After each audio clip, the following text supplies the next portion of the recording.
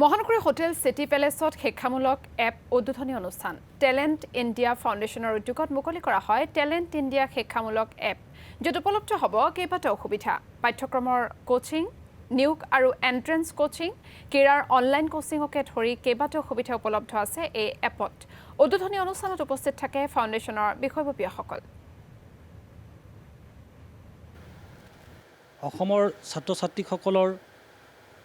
digital শিক্ষাৰ প্ৰতি যি আগ্ৰহ সেই আগ্ৰহ অভিৰুচিৰ প্ৰতি লক্ষ্য ৰাখি আৰু বৰ্তমান সাম্প্ৰতিক সময়ত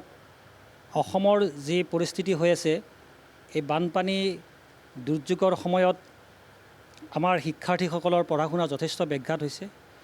গতিকে যিসকল হাইস্কুলৰ শিক্ষাৰ্থী আছে নৱম দশম শ্ৰেণী ইতিমধ্যে তেওঁলোকে পঢ়ি আছে আৰু আমাৰ হাই ছেকেণ্ডাৰীত যিসকল ছাত্ৰ ছাত্ৰীয়ে অধ্যয়ন কৰি আছে তেওঁলোকৰ কিছুদিন পিছত হয়তো মেট্ৰিক পৰীক্ষা আহিব হাই ছেকেণ্ডাৰী পৰীক্ষা আহিব তেওঁলোকে নিশ্চয় যথেষ্টখিনি প্ৰস্তুতি চলাই আছে কিন্তু তাৰ মাজত যি বানৰ দুৰ্যোগ এই দুৰ্যোগত তেওঁলোকৰ যথেষ্ট অসুবিধা হৈছে স্কুল কলেজবিলাক বন্ধ থাকিব লগা হৈছে এনে পৰিস্থিতিত ছাত্ৰ ছাত্ৰীসকলক কিছু সহায় কৰাৰ অৰ্থে আমি টেলেণ্ট ইণ্ডিয়া ফাউণ্ডেশ্যনৰ তৰফৰ পৰা এটি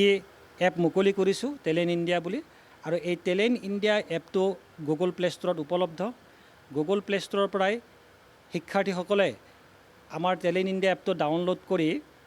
তেওঁলোকৰ একাডেমিক কোচিং শিতানত নৱম দশম শ্ৰেণীৰ ছাত্ৰ ছাত্ৰীসকলে যাতে তেওঁলোকৰ পঢ়া শুনাত ব্যাঘাত নজন্মে